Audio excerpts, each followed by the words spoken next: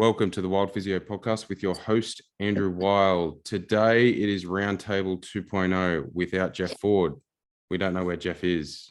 Something's obviously happened with one of his kids or something. Anyway, I've got Jacob Templar on and Alexis Léveillé. How are we? Good. Pretty good. Just tired, but yeah, I'm good. 7 a.m. over your way? Yeah. Alexis isn't used to these early mornings. Nope. 9 p.m. my time. So yeah, I think I'd probably prefer it the other way around, to be honest. I like the early morning podcasts, but here we are. Anyway, Jacob, you wanted to discuss something that's been recently floating around online, and you wanted to debunk that squats and deadlifts are safe. Let's jump into that. Let's rock and roll. I mean, it's gone around. I'm not gonna name the person that's saying this stuff because they just don't even deserve the credit for saying it.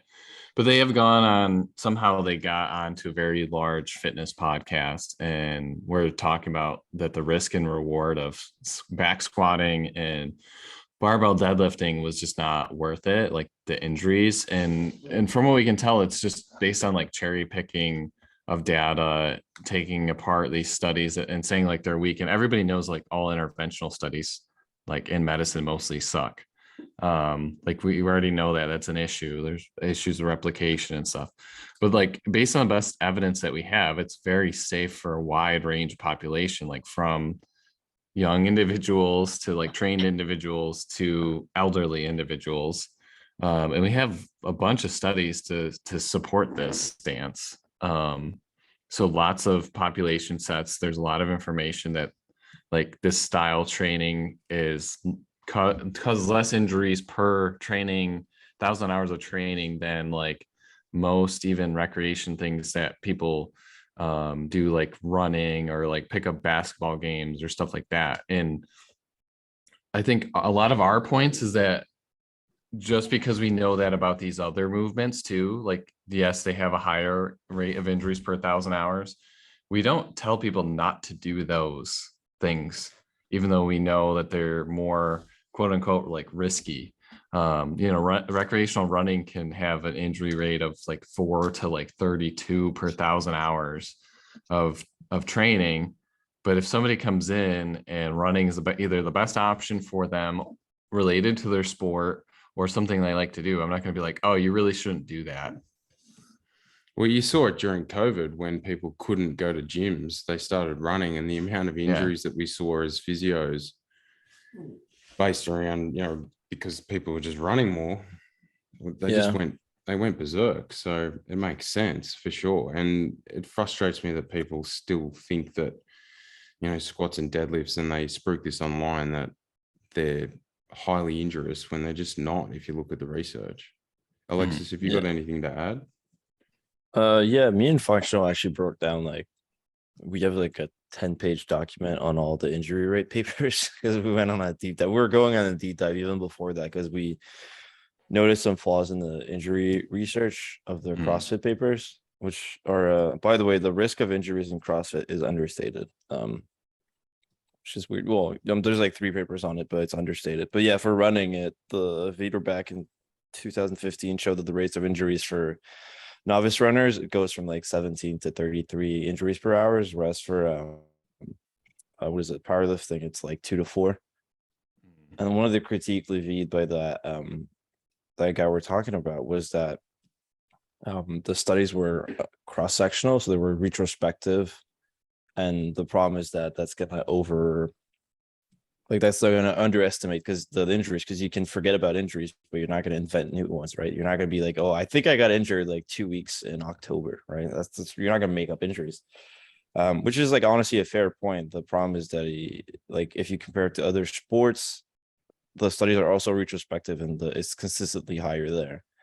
And then the paper that is prospective does show the same rate of injuries, and the problem is that it's like he substitutes them with anecdotes, and it's like your anecdotes are also retrospective. They're just not tallied. Like it's not like a lot of people. Yeah, and So I the think moral if of you the go, story, the moral of yeah. the story here is the fact that lifting weights is very safe comparatively to doing a lot of other recreational sports.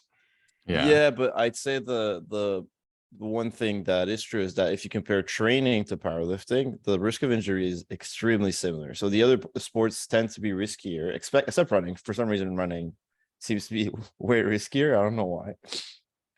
Maybe because a lot of people overtrain, whereas it's harder to overtrain with powerlifting because it's a more controlled environment. But the big variable in other sports is the other people, like the uncontrollable aspects, right? When you're playing the games, the rates of injuries go up like 8 times compared to practice.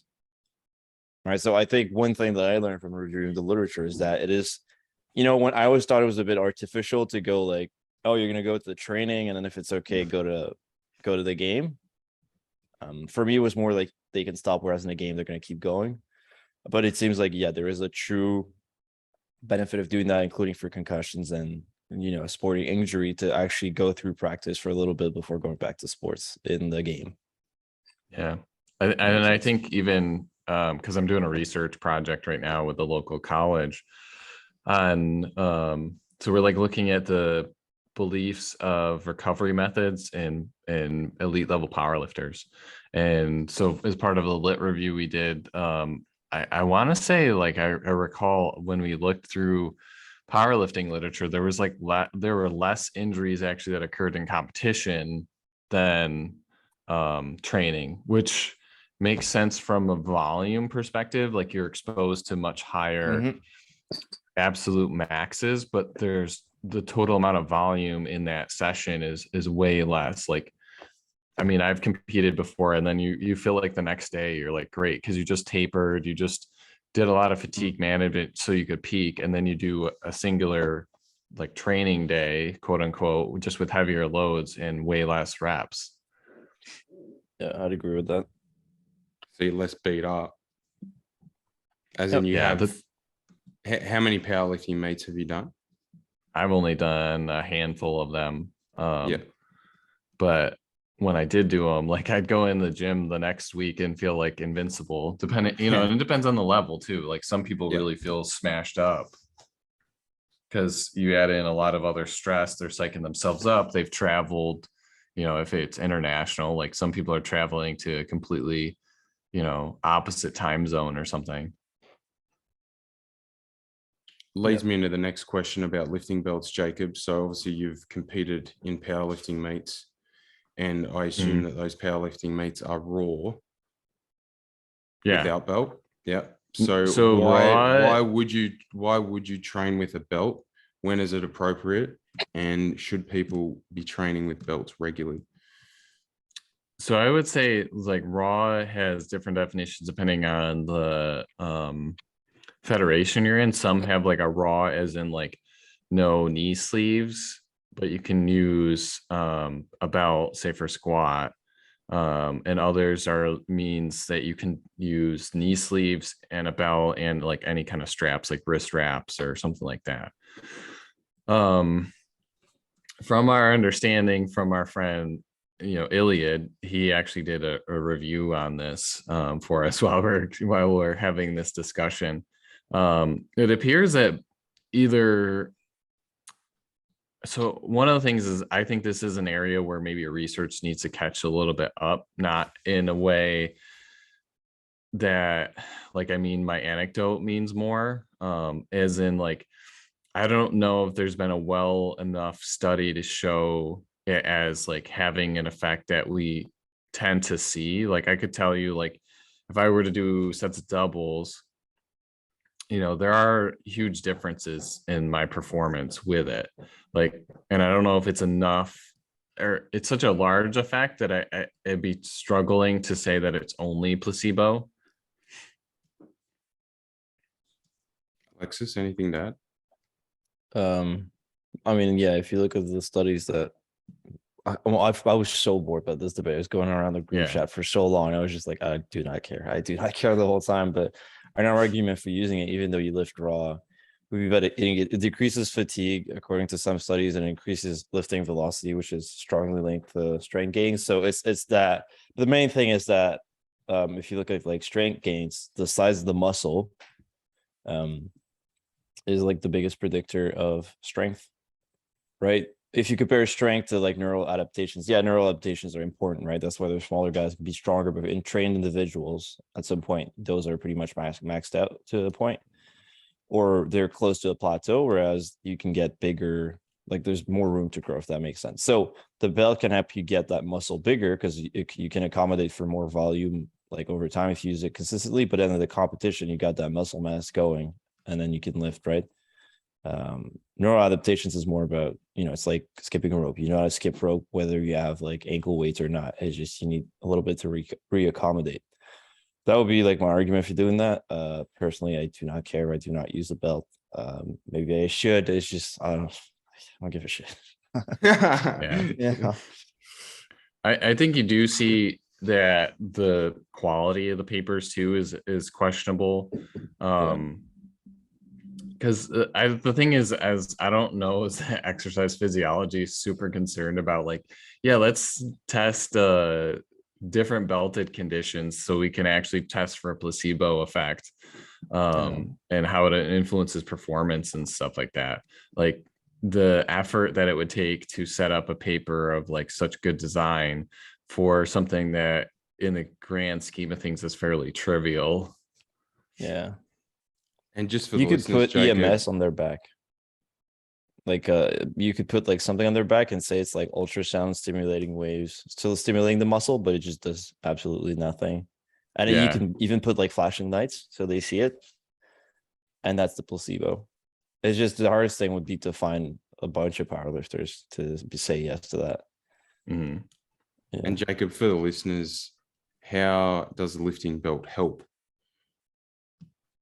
So the main idea was that it can increase intra-abdominal pressure, because really what it does is it allows you to cue against something and have something extra to push back against you when you do brace, which you're going to create a Valsalva anyways when you get about 80% of your whatever the max is on a lift.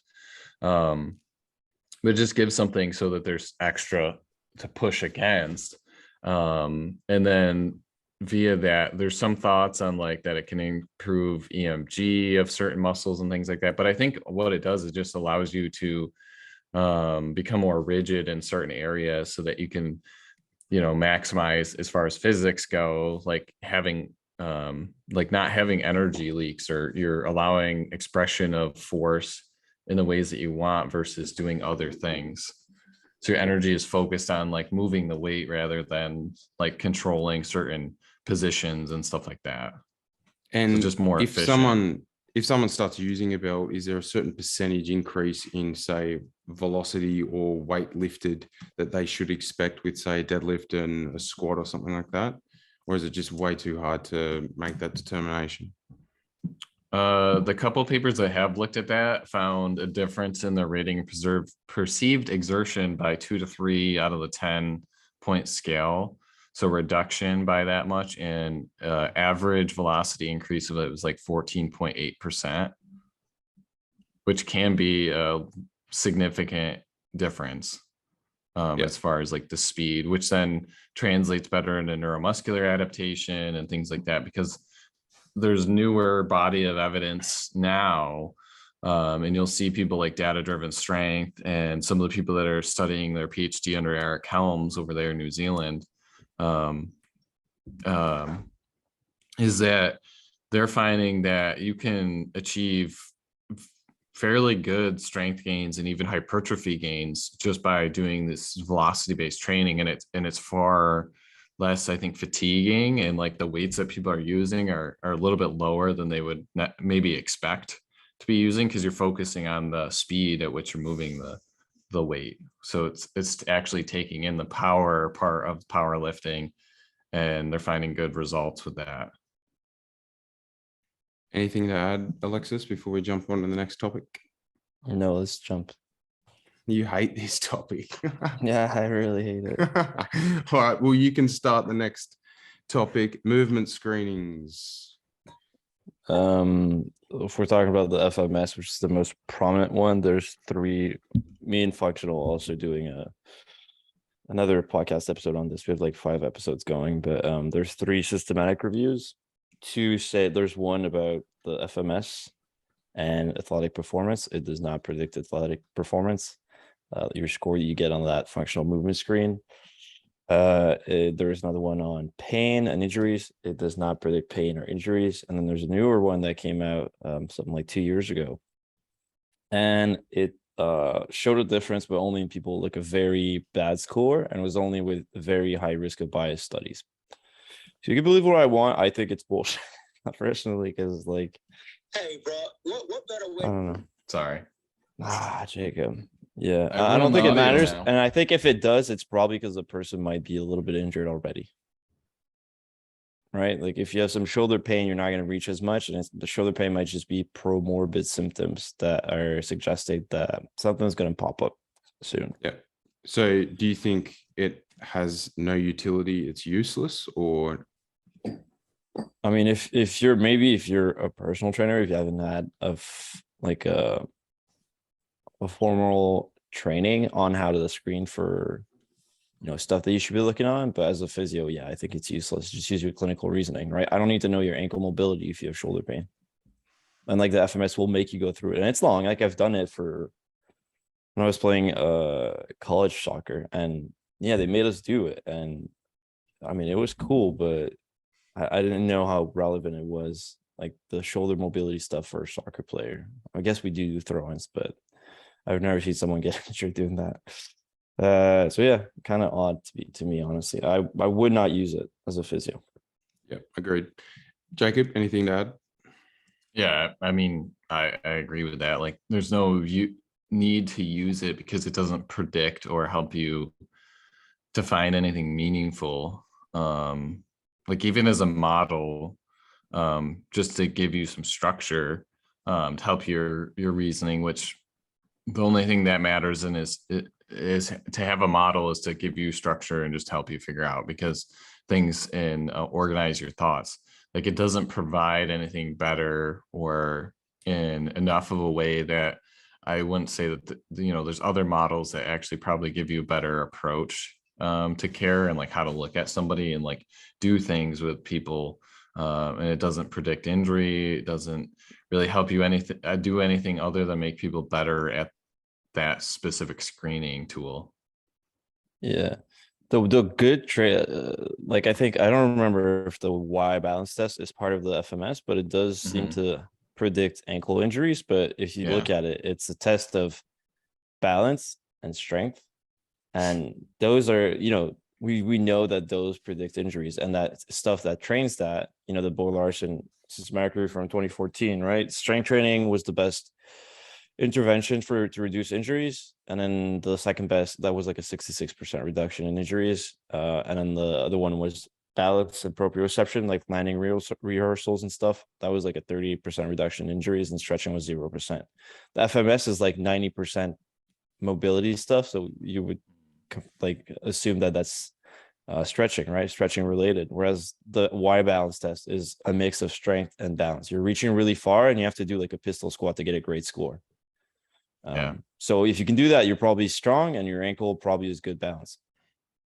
That's probably why it works. But the FMS, again, is based around mobility, which doesn't seem to be a great predictor of injuries, except for very egregious stuff. Like if you're missing if you have like less than 7 centimeters on the knee to wall test, or if you have a lot of loss of, it's actually weird. I saw this paper recently for shoulders. It's the extremes that are predictors of injury. So if you have like an extreme amount of external rotation or a very limited amount of external rotation, you seem to be at a higher risk of injuries. But to me, that's probably picking people that are either have had like shoulder dislocations, or people who have like pain that prevents them from going from the outside, and it just didn't notice because they're, you'll see patients sometimes that are like, oh, is this your normal? And they're like, oh yeah. And you're like, oh, I guess you don't use your shoulder that much if you think that's normal. I think you're picking a lot of these people in there. I've posted about this before, Alexis, that injury prevention as a term doesn't really exist, and we should really be thinking about reducing the risk of injury and mitigating that. How would you respond to that in terms of that? And I mean, me I use saying the that injury term- prevention doesn't exist. I use the term injury reduction as well, because yeah, I think it is, you can't say if one person is going to be injured, it's more about reducing it at a population level. I think you can pick up on some stuff like with the load management and doing a good assessment of whether they have any goals going on. Like I always mention that Whalen paper in 2020, that if you have like a no time loss injury in the last week, your risk of injury goes up like between 3 to 7.3. So it's like something you should know about if they have little aches and pain as an athlete. But I think that debate is kind of, it's a war on words, which I find really weird, because it's like we talk about suicide prevention all the time. Can you tell who's going to kill himself, or Yeah. can you prevent all of them? No, it's impossible. But we don't call it the suicide reduction week, right? Call it suicide prevention month, and everyone's fine with that. So I don't understand. I think it's in French we call it a storm in a glass. In a teacup. Yeah, there you go. Yeah. So yeah, I don't get it. Yeah, no, I somewhat agree. Like it is, you're kind of just fighting against words, really, because injury prevention would indicate that injuries stop occurring. Yeah. But it just doesn't happen like that. So I think, reducing the risk of injury or injury mitigation or something like that is probably the best way of doing it. But if someone says injury prevention, but a lot of the research says injury prevention when it comes to even like the FIFA 11 plus and a lot of those kind of warm up protocols, they refer to it like that. So I suppose you get used to reading it in studies when it says prevention. Jacob, anything to add there before we move on?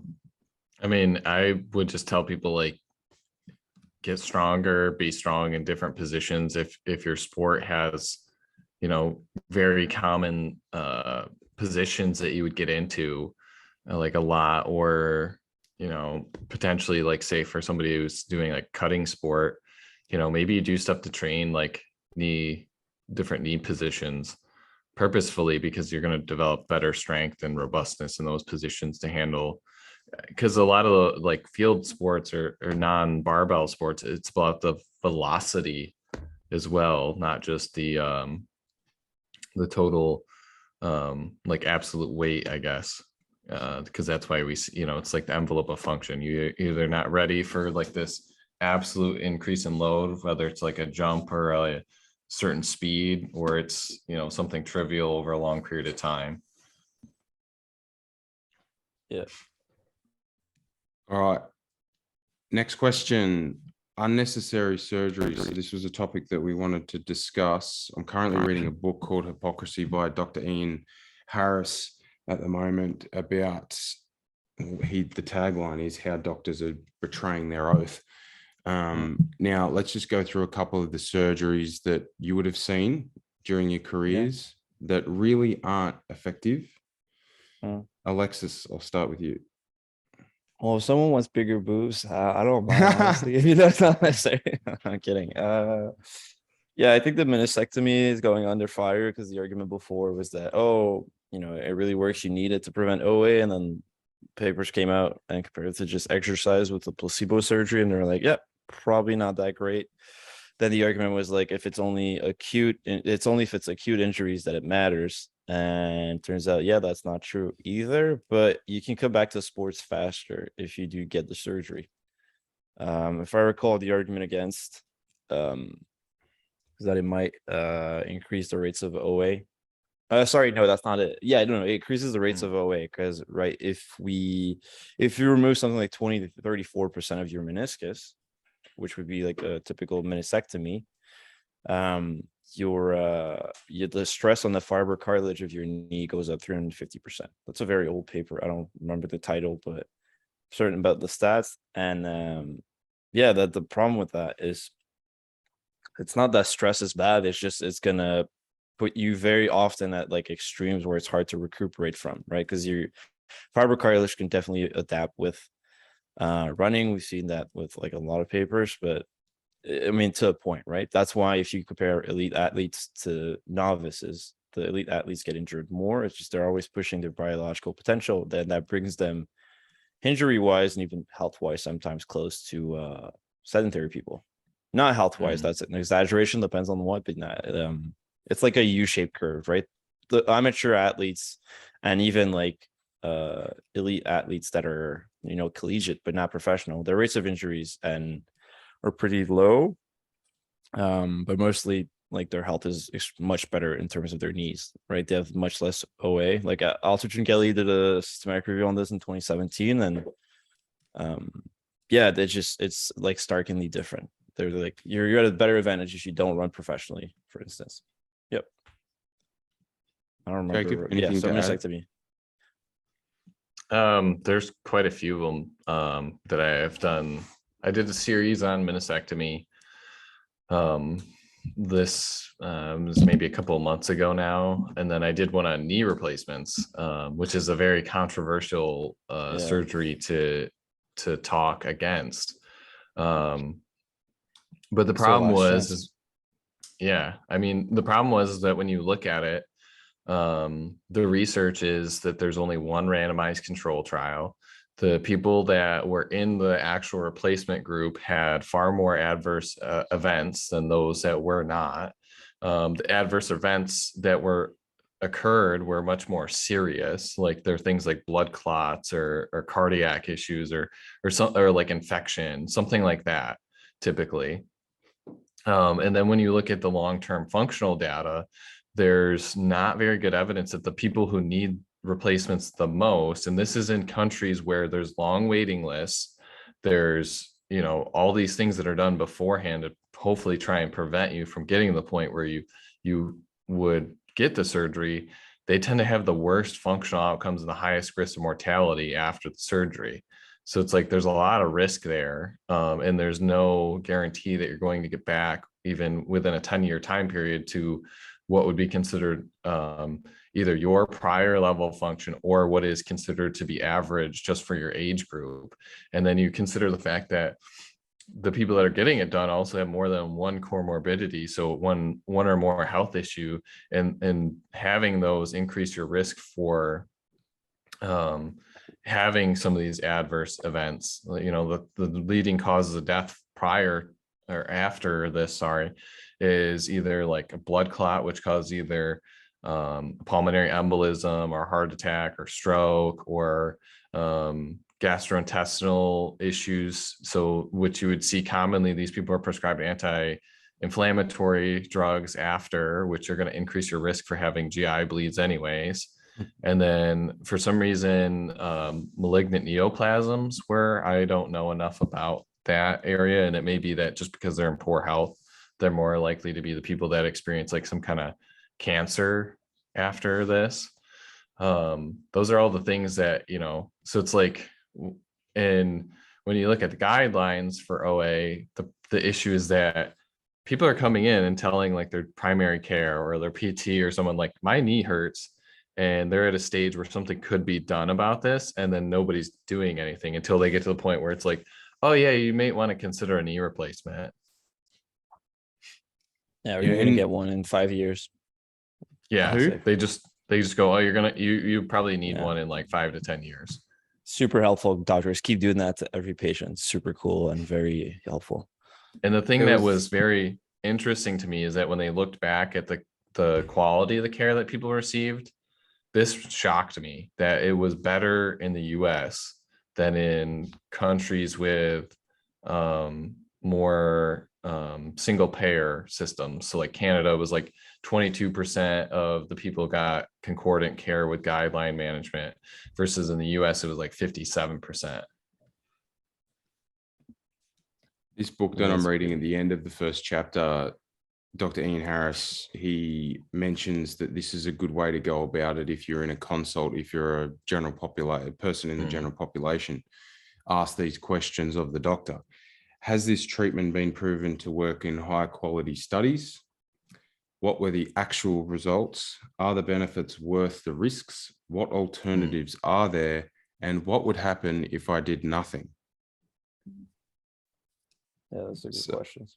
They're great questions. And I think that a lot of people come in to see doctors, physios, etc., when they probably, and we discussed this on this roundtable, the first roundtable, I'm pretty sure, that a lot of people would be a lot better off without seeing anyone and just let time do its thing, be patient, and then over time you will just get better. Yeah. I mean, I don't remember the lead authors, and I'm sure it's, but one of the papers that Jeremy Lewis co-authored that came out recently was a systematic review comparing exercise to surgery for large to massive rotator cuff tears. And they admit in this paper, like, there's a certain population that they seem to have good functional outcomes and potentially better than others in this group. But what they found is that between like 6 months to 2 years, there is no difference in if you had surgery or if you had a repair, or no surgery or a repair. Potentially the strength was greater in those who didn't have surgery, and the re-tear rate, depending on a lot of factors, is anywhere from 10 to 94%. Yeah, but they don't notice. Doctors report the rates of success as like 90 to 96% because people feel better and they don't come back. Yep. But then if you compare, like, yeah, a large proportion of these people, like the surgery didn't do what it was supposed to. Well, it did, and then it just retore. Yeah. So we've touched on meniscal surgery on a meniscal tear. Are there any other surgeries that you have seen a lot of, or were very common, that have been shown to not be very effective or effective at all in most populations? By the way, that paper was the FAE paper from 2022, the one that Jacob was mentioning. Yeah. Acromioplasty, I think we can get rid of. Like, there might be some extreme cases where it's important, but the theory of impingement doesn't. I've done like 2 podcasts on this. It doesn't make sense. Well, I mean, impingement can hurt, but it's like the way I explain it, it's like when you do a squat, if you have knee pain going at the bottom of the squat, it's going to be painful, but thinking that impingement itself is bad and is the source of pain, it's kind of weird and odd. If you look at how the shoulder works, like, the maximal amount of impingement is usually not, it's like between 30 to 70 degrees, and that people usually feel the impingement at 90 degrees the most, what we call the impingement, whereas that's probably just because the lever is longer. Like, that's where you're fighting directly against gravity. And because at that angle, like, there's the supraspinatus can't even be impinged on. Like, it's out of the footprint of the acromion, so it doesn't make sense. It's the Gippard paper from 2011, I think. So yeah, acromioplasties, which is funny, what's funny is, yeah, we saw that it didn't work with like high quality RCT, and the rates of they gone up like 7 times in the US or something. Yeah. It just they keep doing it, and it's crazy. Like, I don't know why. I'd say it's probably the paying scheme in the US is just simpler to do, and it's not all the surgeon. It's also that sometimes, well, physio is not reimbursed that much in a lot of systems in the US, so it's literally cheaper to just do the surgery, even though it's riskier and you don't need to do it. It's like, well, I can't afford physio. Yep. And then if you do have a surgery, a lot of times your insurance company will then pay for your physio like it's going to pay for a larger percentage of that now because you've had a surgery. Yeah. I think I should just go work for an actuary firm. Honestly, just be like, fix that. You make more money. People will be happier. Yeah. How's the pragmatic principles going, boys? Oof. I think we've been really busy. Very busy. Yeah, I mean, we're working on it. I keep updating it, like my portion of the course. Jacob's the one that's the most in advance, like closer to the end of the course. But yeah, it's gonna happen. It's just it's taking a while. There's multiple listeners of mine of this podcast and also just on Instagram that have reached out to me about you too. And I think the best way to put it with both of you are, you're the Rain Men of the physio research world. Your recall of studies, what they actually did in the study, the year is just ridiculous. And I love having you on because the fact that you can recall all these studies is just insane. So I don't think there's that many people out there that are delving more into research than you two. Yeah, Alexis remembers them a little bit better than me now, though, because as soon as I make a post about it and I have it saved in my bookmarks, I just like forget the nitty details other than about the study. Yeah. Like I just try go, to oh, remember them. I have it somewhere. I don't remember need to remember the author or what year it was and stuff like that. Yeah. But don't listen to me, guys. I'm just a nobody, according to Andrew Locke. Bro, do you even Actually, live? I saw that the other day. That was very interesting. Let's do this Hilarious. last thing. Let's cover this. That discussion, I suppose, if you'd call it a discussion online that you had, Alexis. Yeah. And this new lock big three. Big five, isn't it? I don't know. The shoulder thing, whatever he's Oh, doing. shoulder three is Yeah. a big three. Is it the shoulder three or whatever it is? Yeah. Ugh. I don't know.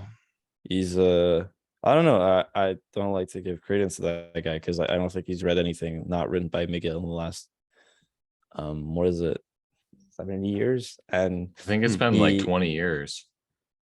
Yeah, and then the only exception would be him critique. I don't know if it's Quat you did it, but they critique the Franken paper, and as me and Functional showed, they I don't know if they lied or if they made a mistake. That we're talking about and I noticed fibrosis not adapting, and those papers that where we see adaptation, talking about just the nucleus pulposus, and they made like 4 statements in that post that were like, yeah, that's not even true. Like I don't know. They just cited the fact that wasn't a fact. It was really weird. Like the annulus fibrosus, first of all, is vascularized. The nucleus pulposus is not vascularized. So it's like, wow, your point is either you don't know anatomy or you're lying. Pick your one. And then they said it's not those papers that show adaptation show in the nucleus pulposus, not the annulus fibrosis.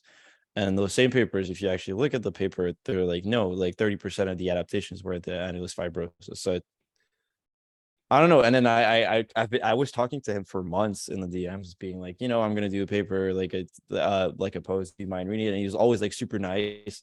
He called it mentoring, but what it was is him sending me papers from McGill. And I was like, yeah, I know. I've read like almost all of McGill's papers. Like I've read them. I have issues with them. That's why I have an issue. He's like, oh, you should try to prove yourself wrong. And it's like, that's why I'm reading McGill. Like I don't agree with his theories because I've read them and I don't agree with the conclusions he comes to.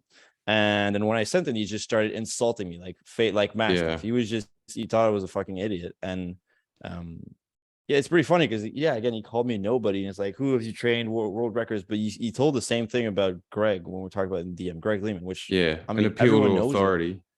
Yeah, and Greg like has trained like the strongest, like multiple record holders in powerlifting, and it's not even his niche, right? He trains runners mostly, so he's definitely more of an authority than Andrew. He studied directly under McGill as well, and he calls Greg a nobody. Yeah, and he's published papers. Like Locke is not published. He did not study under McGill. Maybe in powerlifting he's a little more recognized than Greg, but like I don't think you could call Greg a nobody. So it's like anything I could say, I don't think would get through to him.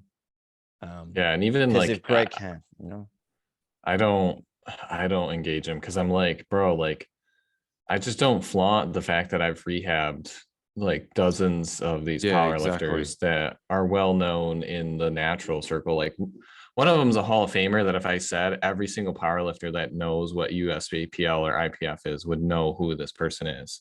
Like, well, there's a couple of them at least. And I'm like, that doesn't like, I don't need that to prove who I am. And it's like, and I'm out there doing stuff that you don't see on social media anyways. Like last week, I was at the APTA, so American Physical Therapy Association World Leadership Congress, where we vote on like essentially what APTA is going to spend their money on for like lobbying and stuff like that. It just seems like it's very culty, these people that follow McGill's work. There's a couple of clinics here in Sydney that are they're pro McGill big three, and they give big three to every back pain client, and it's very culty. I don't understand. And it's like they could almost say the same thing about us, but like I was reading through one of I can never say his last name, JP, is it Canario? He does a lot of work with O'Sullivan in that group. He works actually with O'Sullivan in the clinic that he works in. Yeah. It was Canero. Yeah.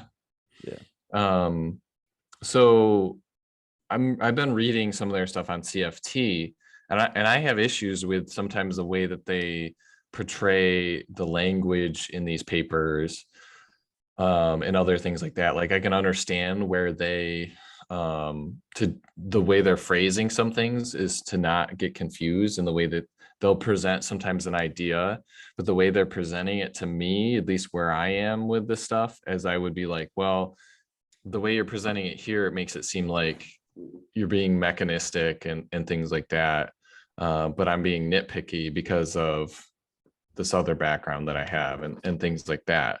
Like it's okay to change your mind. I don't understand why that these people aren't just changing their mind. Like Peter O'Sullivan's man enough to go on podcasts and stuff and say that I was wrong. Yeah. And the things that he was taught and the things that he used during practice, he said were wrong, and some of his research early on, he completely changed his mind. It's fine to do that, but what isn't fine is to just hold on to outdated beliefs and research from 20 years ago. It just seems it's bizarre. Yeah, you're not being holden to the evidence, you're engaging in tribalism and things like that, versus like I probably said stuff last week that if I looked at it today, I'd be like, yeah, I don't know if I really like that. Same. Yeah, if you're 5 years down the track after you've put up a post or been seeing a lot of clients, if you haven't slightly changed your thought process after 5 years, well, you're probably in the wrong game, because you need to be up to date with research, and that research will then influence your decision making going forward with your patients. So yeah, it's interesting they don't necessarily tell us this in physio school. Like I want to say Austin Baraki and Derek Miles and those people have mentioned this before. Like they've been in classes where, like when they were in school, and the professor or whoever said, like, we're going to teach you this stuff, but by the time you graduate, this stuff is going to be wrong. Yeah, they're like, and it's up to you. That. Yeah, they emphasize that a lot in McGill. Yeah, and I emphasize that with students that I get that are on clinical rotations, so their internships, I go, the stuff you're learning in school, I'm like, it's going to be frustrating, but you have to learn this stuff for your exam, but that stuff is already wrong, like what you're learning. Yeah. Well, doesn't it take 17 years for research to get into clinical practice? Yeah, at least it can take up to 40 years if it's not directly like causing a serious adverse event, which I don't know then why dry needling is still a thing, but that's a whole nother topic, because the number needed to treat for dry needling is 1 in 4 and the number needed to harm is 1 in 3. Yeah, depends on the study, but yeah. But the thing is, like, physios are coming out and they're not, and doctors as well, they're finishing university and they're just not prepared. They don't understand research very well. They don't have to know how to read research. And that's literally what this book's about that I'm reading at the moment. There's this other great quote about the medical system, and this is it. So this has resulted in a decline in our resilience and ability to tolerate the usual ups and downs of life that create discomfort or unease. Instead, they are outsourced to the medical community, making coping a passive process. Yet there's consistent evidence that coping is best performed actively by the person with the condition, and that our ability to cope and adapt in response to challenges is a measure of our health, and therefore not something we should delegate to others. Yeah. I mean, you should read it, boys. It's a cracking book, and there's a podcast he's done. It's a really, really good read. Have you read it? I haven't, but it's on my list, that and his other one. But that gets into stuff like psychological flexibility, which my good friend Cam Fowler, who does dynamic rehab principles, so his boss, and he co-owns stuff with this guy, is I always forget Leonard's last name, but he's like the next thing to like Adrian Lowe. He's just lesser known, I would say, but he's like doing a lot of research on this stuff and like actually coming up with like hopefully a framework to actually allow clinicians to feel comfortable and like get into like, I feel comfortable with discussing the psychological and the social aspects and know what to do when somebody comes in, has these things, to develop like resiliency and flexibility, or at least get them to somewhere where they can get the assistance. Because a lot of things you see is like, we just lack like in healthcare providers and in patients, where you lack that flexibility to feel comfortable with some of this stuff, which then allows us to make changes or change our beliefs or learn new patterns of doing things. Yeah, for sure. Yeah. Alexis, I think anything? I think the difficulty people have, admitted that they were wrong, is Mhm. ego driven. Because I'll give you an Yeah. example, right? 100%. We've all had terrible dating experiences, right? Are you like, oh yeah, I was right dating those 40 girls I've dated? Yeah, they were all great and it was all a good idea. But then it's because you can blame the other person. Oh yeah, she was crazy. You know, oh, he was crazy. But with research, you can't do it because it's your fault. So it's weird because again, there's some people who would go their whole lives without changing their mind. Like Brooke Bush is a good example. Locke might be one, honestly. No, Locke probably say I was wrong, but McGill was right or something. I don't know. Point is, it's harder to blame someone else when you're the one doing the reading. So maybe people should read the papers together, 2 at a time, Yeah. so they can blame the other one for being an idiot. I don't know. Speaking of papers, you've got a few minutes to spruik your services, boys. What are you offering? The pragmatic rehab principles and everything. What can you offer the new grads, the young physios out there that are listening? So Yeah, go ahead, Jake. I mean, I think the whole idea is that, so Iliad, Alexis, and I have gone through this. Like, we've had continuous existential crisis. We're at the point in our careers where we don't really need more mentorship. We just kind of learned to accept, like, we're gonna feel like we don't know a lot of things a lot of times, and we're gonna put our nose to the ground. But then the problem we had with some of the stuff that comes out is like, they'll talk about concepts, they'll bring stuff up, but they don't really, even when there's uncertainty, which we know there is a lot of in what we do, is like, well, how do I be comfortable in that uncertainty? And then how do I take that into the clinic? And so like, what do I do in these situations? Or like, what should I be doing? What shouldn't I be doing? And like kind of giving people a logic, like, yeah, all these things work about the same, but like, this would be my bias as far as like doing this because of X, Y, or Z reasons. And then so that way they can move forward with that uncertainty and still like feel like they're not wasting their time, hopefully helping patients. Yeah. I've got a post coming up on knees, like the effects of hip exercises for knee pain. And it's basically about my interest in that and the pragmatic rehab principles. I mean, there's a couple, it's like barriers to exercise, but mostly how things work. Because I think if you know how things work, you can maximize the effects in the clinic and know how often you need to see your patients. Whereas if you don't, you might be like, hey, I need to crack your back for the rest of your life to keep it straight. Whereas a chiro who knows how it works is like, yeah, come see me if you have pain, and then we can give you some exercise to guide you at home. So Yeah. And where can the listeners find this? Online, Instagram, etc. Go ahead, So Jacob. we don't have a website yet, but I know we've captured the domains and everything. But we have a Twitter, which I don't think we've really done much on, but we have the Instagram Pragmatic Rehab Principles, which you can find through any of the link trees that are in either myself's Instagram bio, Alexis's, or the Rehab Kairos. Yeah. And I'm at No Bullshit Physio, and Jacob is at, say your name is spelled weird. It's Strength in Evidence _physio.